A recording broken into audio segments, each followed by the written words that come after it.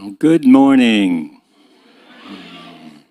Well, my name is Bill Werfel, and it is my pleasure to serve as your platform assistant today.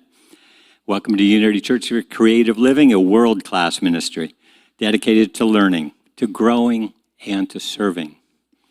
Thank you for joining us today. If you're watching this recording and are in the St. John's, Florida area, please invite you to come and feel the energy and the joy of this place. Together, let's affirm our affirmations for this year. We're at the midpoint, so we really need to get on this one. Together we thrive in 2025 and beyond. Let's do that together. Together we thrive in 2025 and beyond. I believe it. Wow. Well, let's take a quick moment, double check, make sure your cell phones are on silence or silence. Thank you. And we have a guest speaker and musician today, but before I introduce him, let us begin with prayer. Sweet Spirit, we feel that light and love and presence with us right now. In gratitude for this moment, for all the moments that have come before. May they be dark or light, we know the truth that you are in the midst of it to bring the best, the right, the perfect out of any circumstance. So as we come together, spirits of light, spirits of joy, we are grateful for this chance to grow, to have a new message, new ideas, new music to lift us, to grow us, to bring forth the best for all of us, within us, and as us. Grateful for all of us, all who've come before and all who will follow us. We are grateful for every moment that is yet to come, knowing we will be blessed as we are blessing others. Thank you, God. Amen. Well, today is a great day for a great day. Namaste. Namaste means the divinity in me honors and greets the divinity in you, and turn to your neighbor and say, Namaste.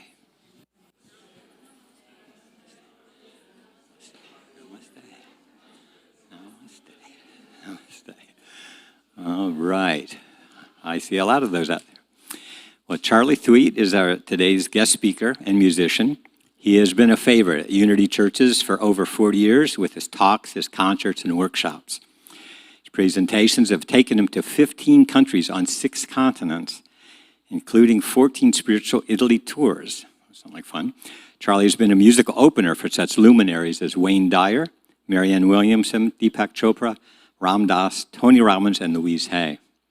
His music has appeared on national TV and radio, and be sure to take Charley home with you on a thumb drive or CD. So let's all stand and give a warm UCCL welcome to Charley Thweatt.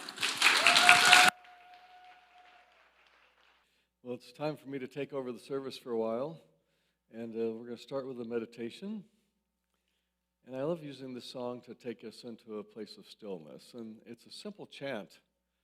Be still and know I am God. Be still and know. So I love thinking of this as that inner voice, that voice of the I am calling me to a place of stillness, to know the I am presence, to know that I am God self. So we'll use that, and you'll add your voice with me. We'll be singing. It may rise up big and then fade down soft. And at the end of the song, we'll just let it fade into silence. Just going to be in that place we just sang about. And after some silence, I'll lead a little short meditation. Okay, so let's let your eyes close. Just take a deep breath and just kind of settle in.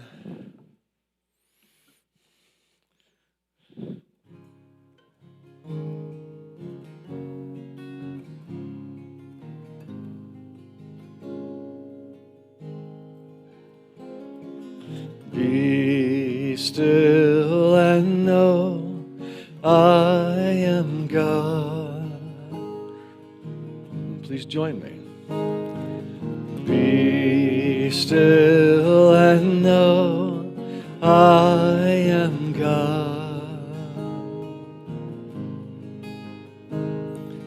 Be still and know I am God. Be still and know I am God. Sing a harmony if you want to. Be still and know I am God.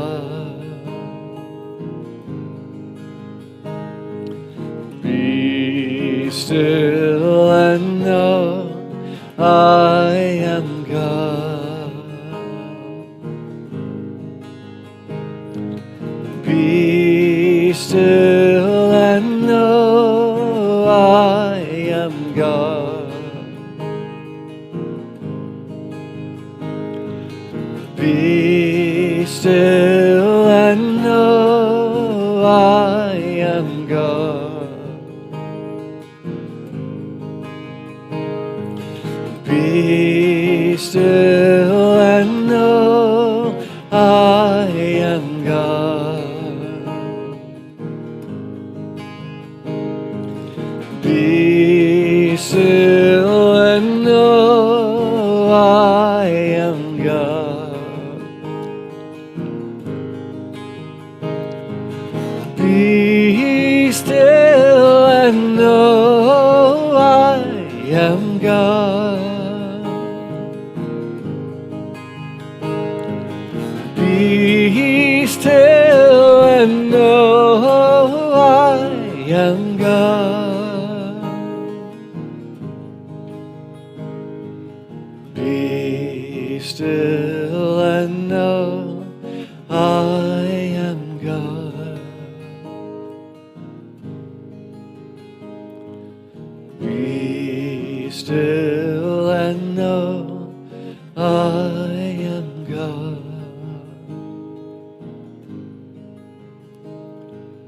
Be still and know I am God.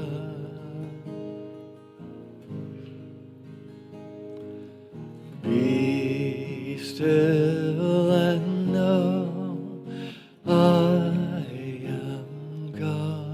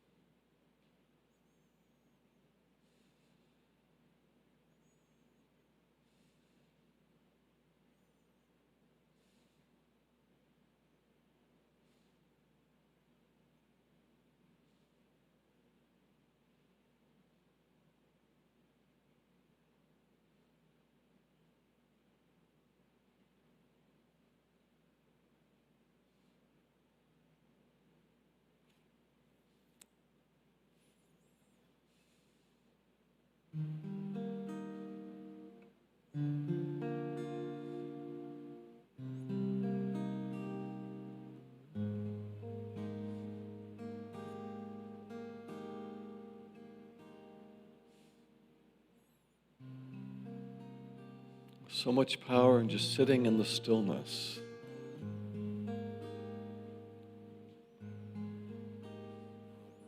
And being still.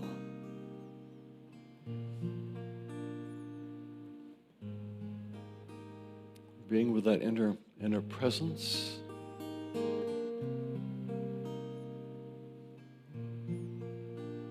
The I am presence. Your Christ self.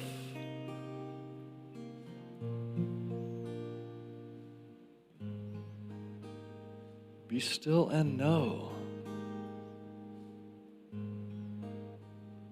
Know the I am. Always waiting. Always present.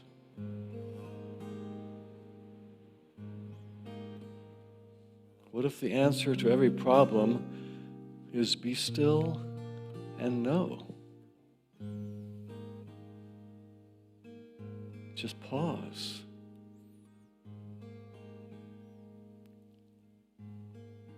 Touch base with your inner Christ self, your inner knowing. Be still and know.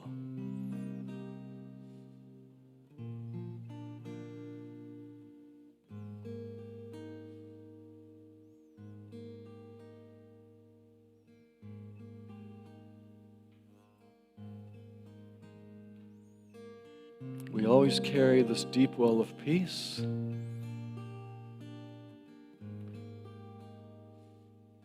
This deep well of stillness.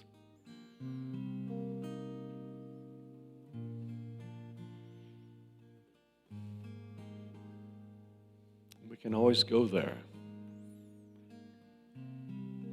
Be still and know, I am God, always available.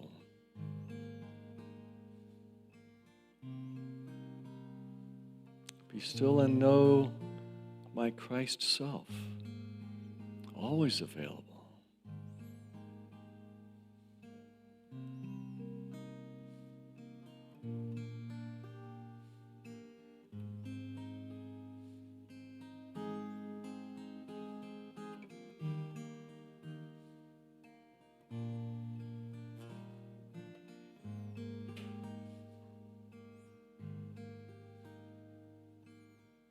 We are peace.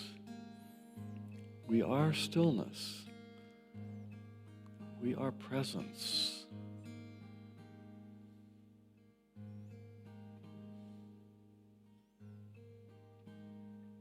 Just under the surface. Let your answer to everything be still and know.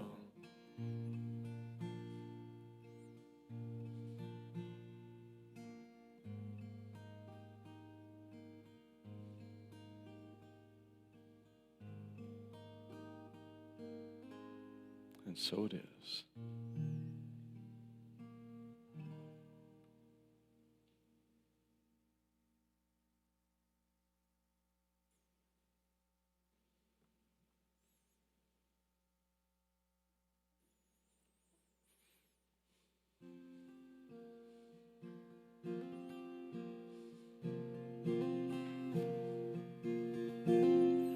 This is our awakening.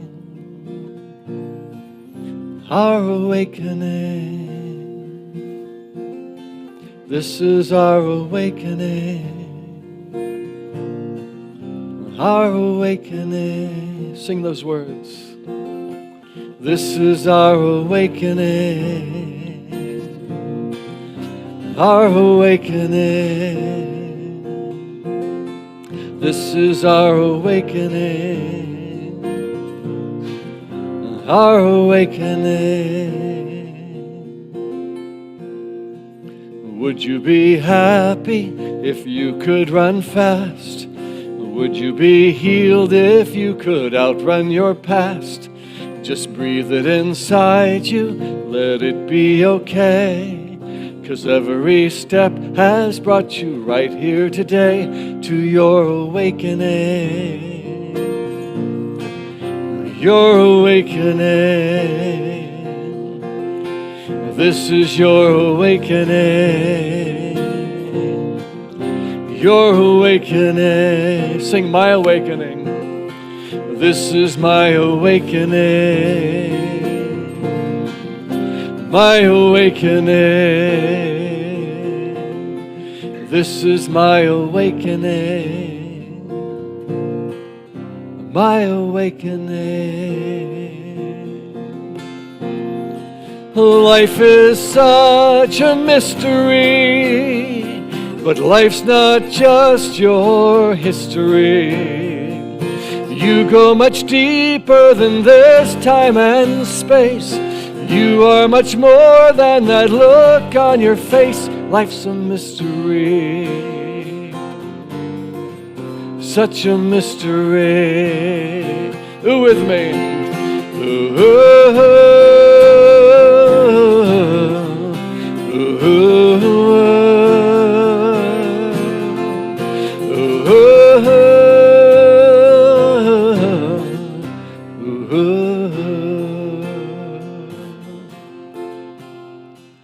We are all woven from so many threads, some of them treasures, others we dread, all dancing inside us, making us grow, cracking us open so we can be shown our awakening.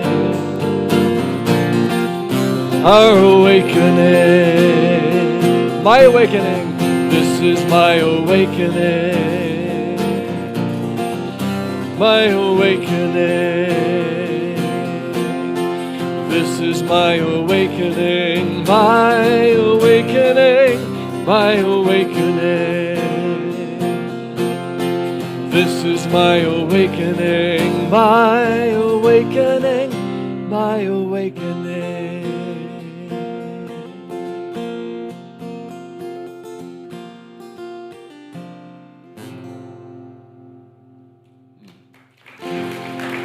Thank you. Thank you.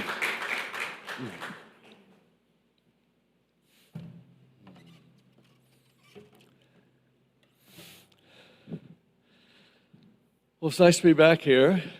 And I was just speaking with Reverend Marlene before the service, and we're counting how the first time I sang for this congregation was in 1984. And it was a different evolution. It's evolved since then. Meeting in if I remember, a school, right? Yes. And it just begun. It was less than a year old. The church, Unity of Orange Park, and it seems to have evolved since then. This is lovely to be here. My talk today is called "The Bow of Your Boat." I think we have a brief. There we are. Okay, everyone, imagine you're on the bow. It's a great image. Okay, and what I want to look at is the subtitle, Awaken the Adventure. And I have some stories to share with you. It's really just about being present, just being present. And the image for me, the bow of the boat, is like the present moment cutting through time, where the bow hits the water. So I'll get more into that in a minute. I do love opening with a joke if I can find one, so I have a new joke for you. And this is about a couple of very old men driving to lunch in a small town, just driving down Main Street. So Dan is driving, and Paul is sitting in the passenger seat. And the way I know that is I remember I had to make Dan start with a D for driver and Paul is a P for passenger. That way I can remember my way through the entire joke. So anyway, Dan's driving down the street, Paul's sitting there in the passenger seat. And at one point, Paul says, "Did Dan just run a red light?" Says, "Well, maybe I should pay attention. I'm not sure it really happened, but I'm going to keep an eye out." And Dan, turns out, drives through a second red light, and Paul says, "Oh my God, if he does it again, I'm going to have to tell him." And sure enough, Paul drives through a third red light. Dan drives through a third red light. He had to keep an eye on me.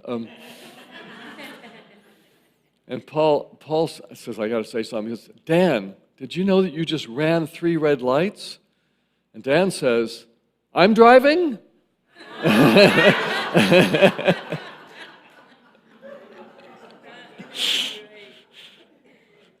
The bow of your boat, awake in the adventure, and let's stay awake. Let's stay awake. So a few years ago, I had a friend named Tana, dear friend for over a third of a century. When we first met, both of our, she had a daughter, I had a son. They're both like 6 months old. And they ended up growing up together for years and years because of our friendship. And even now, they're good friends, and they're 36 years old. So it's fun, this continuity. And Tana, very smart, very bright, so many skills, so many talents, and yet she can never seem to get her life together. It's like just could never put the pieces together. And it feels like there's so much emotional baggage from her childhood, from her history, that just seemed to be this obstacle course for her that could never just quite succeed when everyone just saw so much promise, so much brightness in who she was. And at one point, Tana got a cancer diagnosis and dealt with it with the doctors and went into remission. And then the cancer came back, dealt with it, worked with it, went into remission. Came back a third time, and this time there was no way out. It was going to take her down. And by this time, I didn't live as close to her, but I managed to get to her home in what turned out to be 8 weeks before she passed. And I remember walking in to visit with her, and she seemed the happiest and looked the best she had ever looked. It's like, what's going on? Like she was just at peace, when she always felt like she was carrying some heavy weight on her shoulders. She was at peace, happy, joyful. And I realized it's kind of like when she saw that the game was up in this lifetime, she was able to just let go of all those things. Like she was able to drop the weight somehow, like she wasn't expected to do anything anymore. She didn't have the pressure put on herself, or she didn't imagine other people's pressure on her. I thought that was fascinating. Like she was able to just let go of her baggage. And it kind of begs the question for me, do we have to be on death's door before we'll let go of our baggage? Can we let go of it today? Can we just drop all this weight we're carrying? Isn't that interesting? Like, do I have to be on death's door before I go, okay, now I don't have to achieve whatever, let go of some self-judgment that we didn't do what we could have done? That's a great reminder, I think. Well, the day did come. We got the phone call one afternoon that she had passed. And so, of course, I was, mulling it. And I don't know about you, but whenever someone I know, passes, I usually go, oh my God, I gotta stay awake. Do you do that? It's like, oh, I don't want to sleepwalk through my life. These moments are precious. Let's stay awake.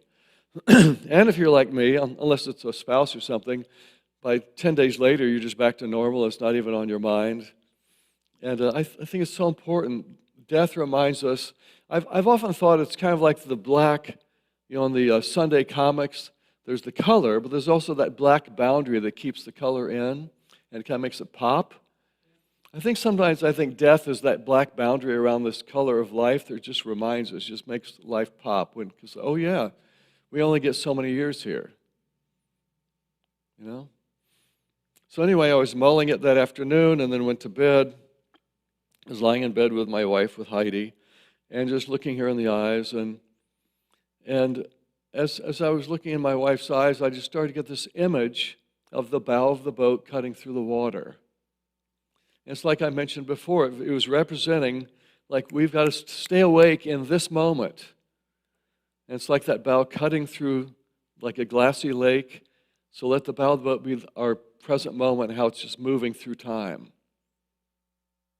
This present moment is moving through time. And then I started to hear some words, some poetry. And Heidi's looking at my eyes, so what's going on?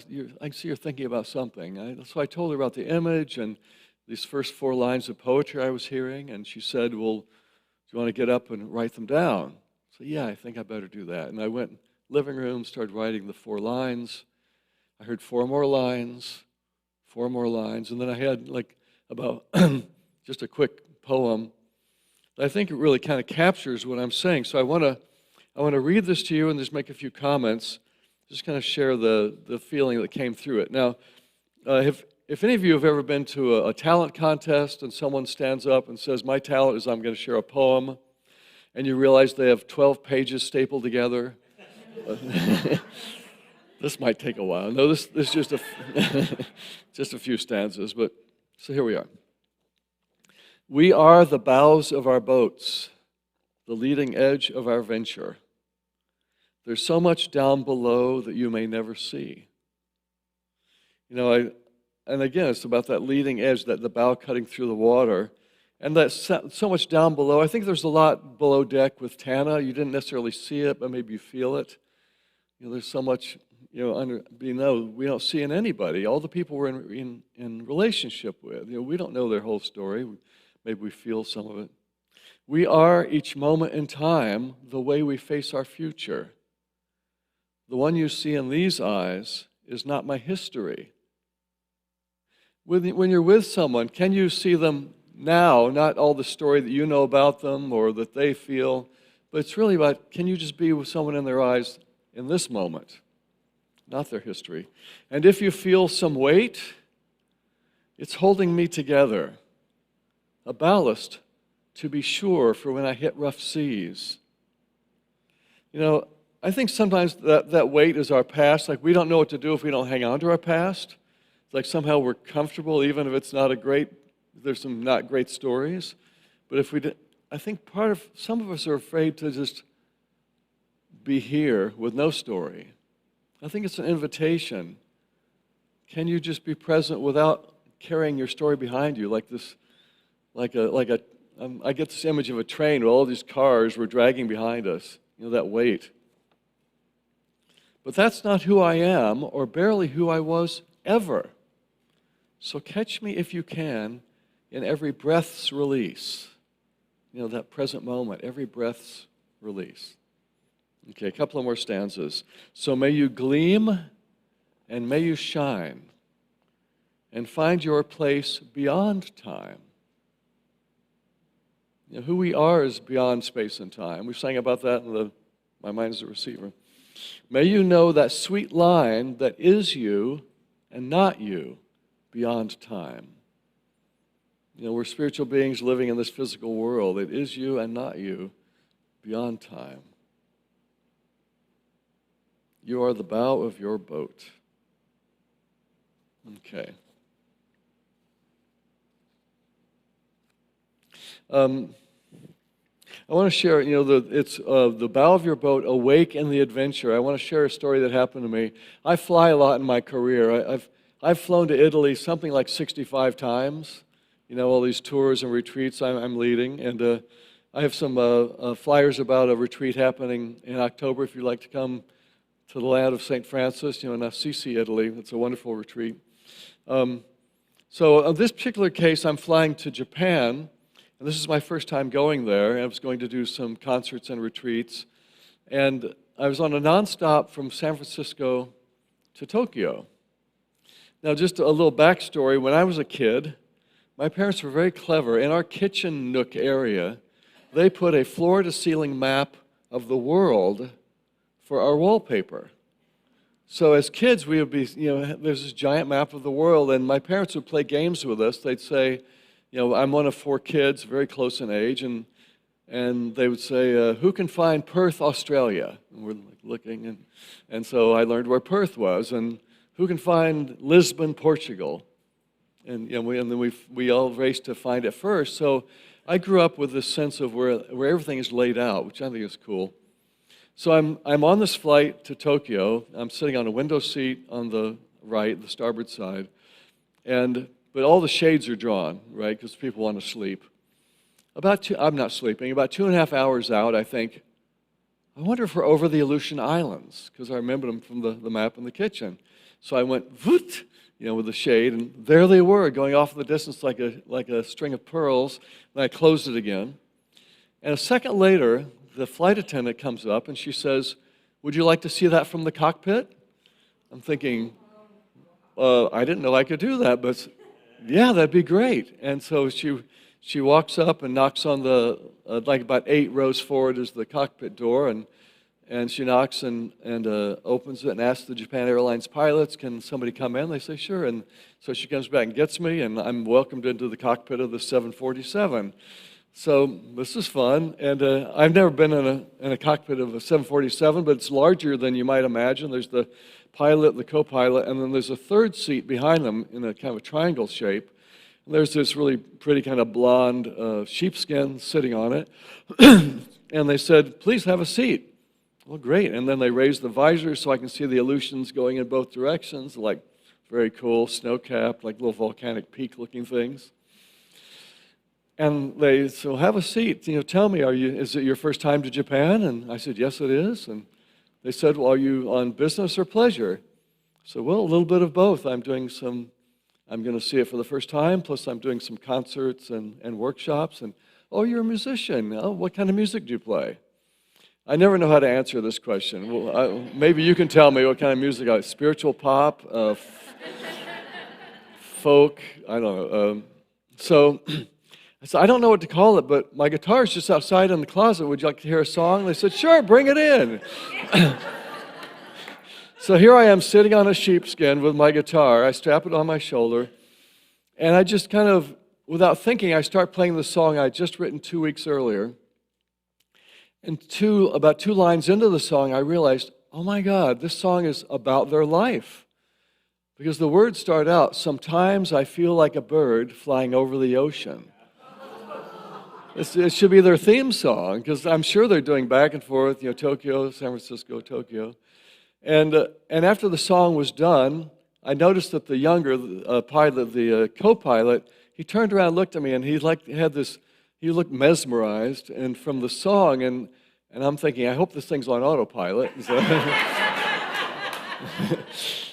And he said, I would love my wife to hear that song. Are you any of your concerts in Tokyo? And I said, yes. And so I got his contact information, and I had someone call him to give him, the location and the time. And what beautiful thing about singing in foreign countries is that with a translator, you can really communicate. I do like a quick introduction to the song and then sing it in English. And so I used the translator to tell the story of everything that happened on that 747. And then the punchline got to be, and there on the back row is my Japan Airlines pilot and his wife. And everyone went, woo! And it was just fun. But let me ask you a question. What if, when that flight attendant first came up and said, would you like to see that from the cockpit? What if I'd said, oh, no, I don't want to be a bother. No, thank you anyway. None of that would have happened. Awake in the adventure. Life is inviting you to so much. How many times do we say no? Oh, I don't want to be a bother. Or, come to our party. No, I'll just sit on the couch at home. Have you ever done this where you realized, you know what, I will go to the party, and you had a great time?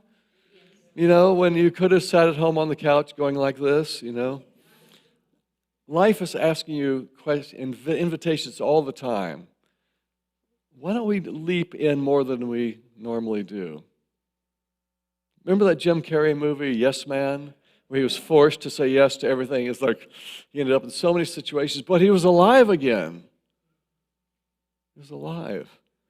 Maybe say yes more than you used to. Maybe step out more than you typically do.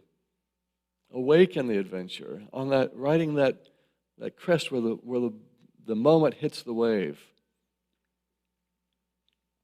Someone asked the Buddha, he asked, are you a master? He said, no. Are you a saint? No. Well, what are you? You know what he said? Awake. I'm awake. Think about what that means. When you look in his eyes, he's just present. He's not running stories in the back of his head, thinking about the future, the past. Awake, here, present. What did Ram Dass say? Be here now. I wrote a song which affects my life a lot. And there's a lyric where it says, take your time when you're being with people. What's another minute to you? We keep finding ourselves in each other. Make this time precious in all that you do. And it's affected my life because if I'm in a situation like, say, I'm running errands I'm at the drugstore, I got to get 10 errands done before noon, and I'm on errand number 4, and I run into somebody I know, and they want to talk, and I'm thinking, listen, I got 6 more errands before noon. No, wait, no. And then I remember, no, did I come to earth to run errands? That when you were up in the spirit world before you came here, were you thinking, I can't wait to get down to earth to run errands? We're here to be with each other, aren't we? This is what it's about. Stop, take a moment. Yeah, I've got another minute or two. Let's change my life. Just that lyric. It's easy to get in our heads to think, I got to accomplish. be with each other. I also stumbled onto something, another principle that I know we've all experienced, but may have never put a name to it. And I'm going to call it the pigeonhole principle.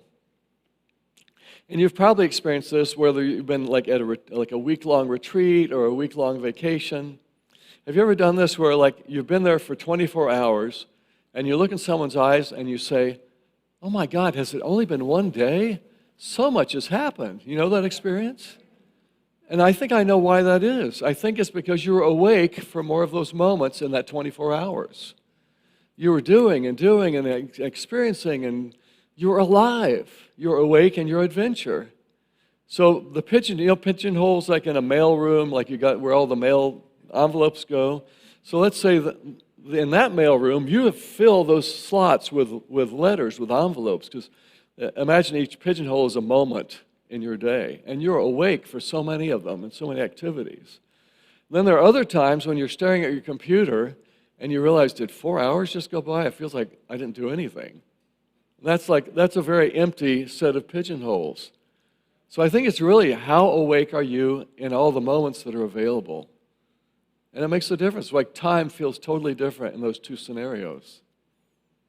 Awake in the adventure. Stay awake. Have more life in your life.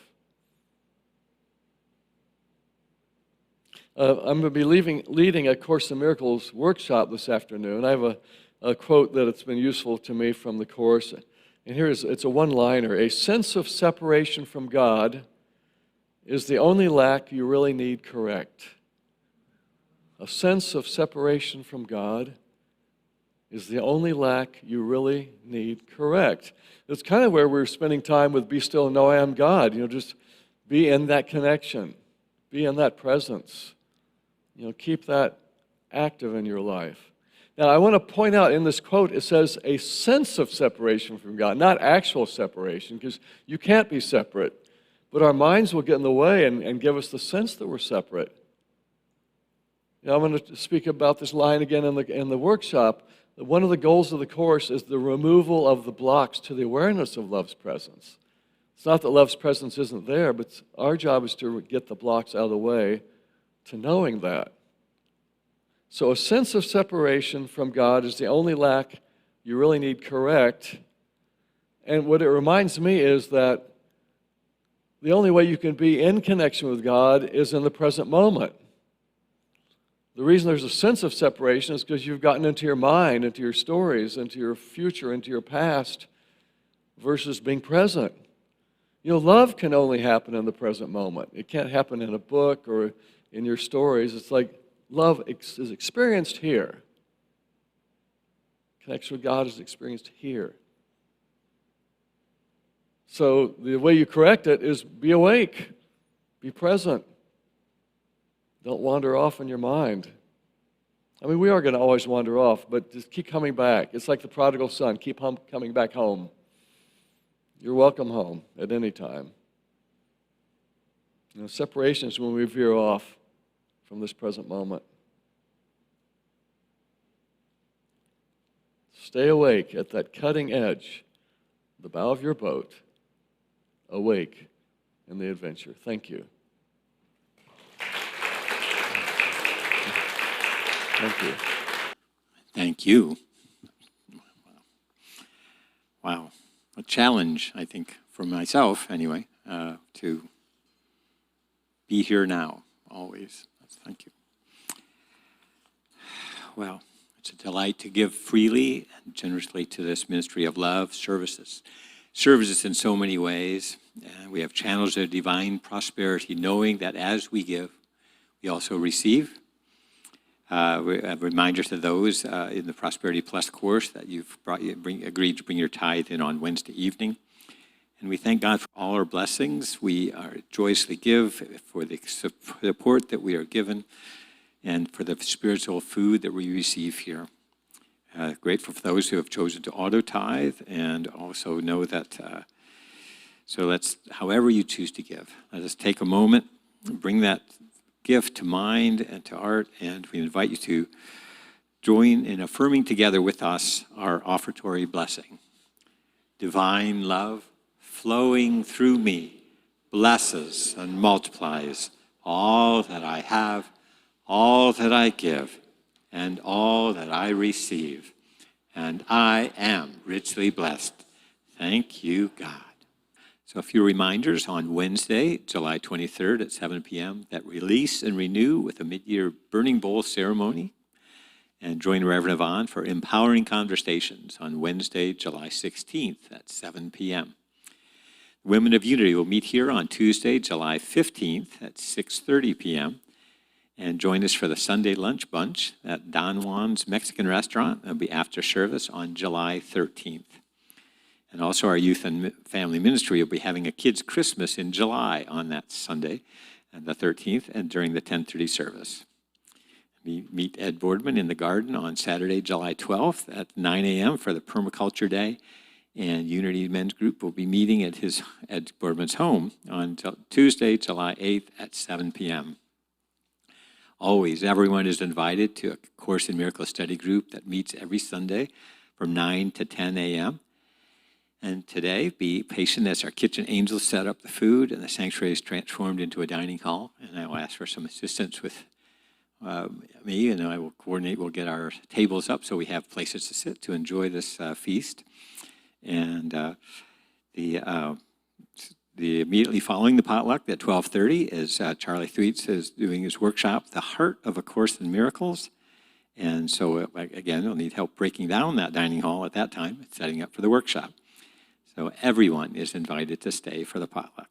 If you've already purchased a ticket to the workshop, please see Helen during the potluck for check-in. And if you have not, also see her.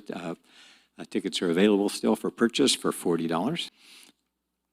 Now I invite everyone to stand. Join me in saying the prayer for protection as an I am statement. The light of God surrounds us. I am the light of God. The love of God enfolds us. I am the love of God. The power of God protects us. I am the power of God. The presence of God watches over us. I am the presence of God. And together, wherever we are, God is, and all is well. Yay, God!